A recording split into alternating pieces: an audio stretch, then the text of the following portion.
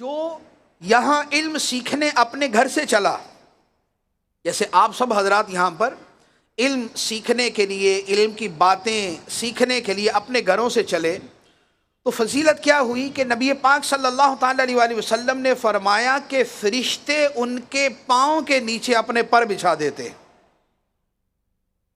اور جو سکھانے والے ہیں ان میں جو عالم ہے تو فرمایا آسمان و زمین کی مخلوق ان کے لیے بخشش کی دعا کرتی ہے۔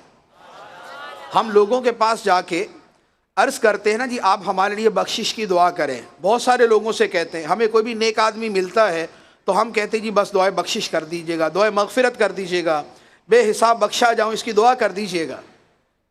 آپ عالم دین بن جائیں، آپ عالم دین بن جائیں، آسمانوں کے فرشتے اور زمین کی ساری مخلوق آپ کے لیے بخشش کی دعا کرے گی۔ تو گویا ایک عالم بننا جو ہے یہ لاکھوں کروڑوں اربوں فرشتوں اور انسانوں سے دعائے مغفرت لینے کے برابر ہے۔ یہ ہے علم دین کی فضیلت۔ تو یہ جو علم سیکھنے سکھانے کا سلسلہ ہے یہ تو علم کا ایک حصہ ہے۔ کتنا پڑھنے کے بعد، کتنا یاد کرنے کے بعد، کتنا رٹا لگانے کے بعد، کتنا سوچنے کے بعد، کتنی آپس میں ڈسکشن کے بعد یہ علم سیکھتے ہیں، اسے یاد کرتے ہیں اور آپ کے سامنے اس کا کچھ حصہ بیان کرتے ہیں۔ لیکن جو عالم بنتا ہے وہ 8 سال تک ایسی محنت روزانہ کر رہا ہوتا ہے، اور اتنی محنت کے بعد جب عالم بنتا ہے تو اسے وہ فضیلت حاصل ہوتی ہے کہ آسمان کے فرشتے اور زمین کی مخلوق حتیٰ کہ سمندر کی مچھلیاں اس کے لیے بخشش کی دعا کرتی۔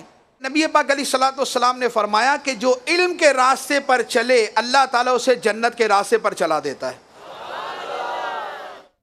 تو گویا علم کے لیے جو سفر کیا، اب وہ 1 کلومیٹر ہے یا 1000 کلومیٹر ہے یا 5000 کلومیٹر ہے، یہ اس کا سارے کا سارا سفر یہ اللہ کی رضا کے لیے ہے۔ پورے سفر میں فرشتوں کے پر بچھے ہوئے، اور اس کے ساتھ یہ راہ علم کا سفر جنت کے راستے کا سفر بن جاتا ہے۔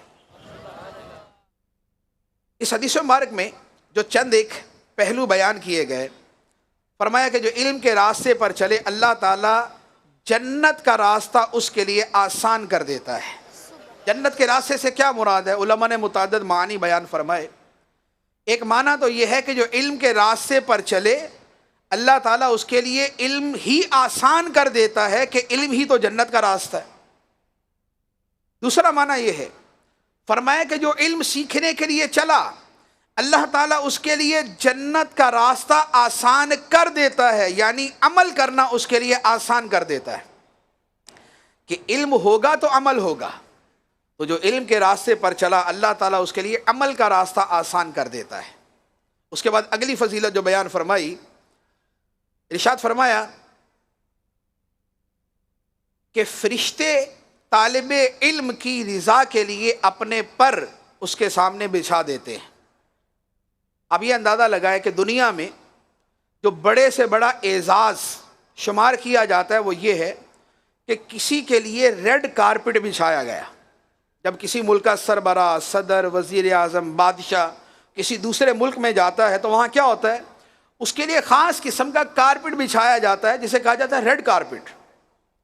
تو اسے ریڈ کارپٹ پروٹوکول دیا گیا، صدر کو، وزیر اعظم کو، وقت کے بادشاہ کو۔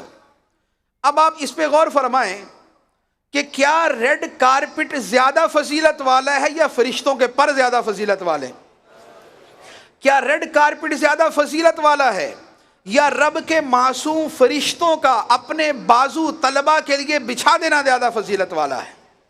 تو لہٰذا اگر علم دین سیکھنے والے یا سکھانے والے کی دنیا میں کوئی عزت نہ بھی کرے، اگرچہ ایسا نہیں ہوتا، علماء کی بڑی عزت ہوتی، لیکن نہ بھی کرے، کوئی اسے حقیر بھی سمجھے، تو یہ تو دیکھے کہ اللہ کی بارگاہ میں اس کا اعزاز کتنا ہے کہ رب اپنے فرشتوں کو بھیجتا ہے کہ یہ میرے راستے میں علم کے حصول کے لیے چلا ہے، اس کے پروٹوکول کے لیے اپنے پروں کو بچھا دو۔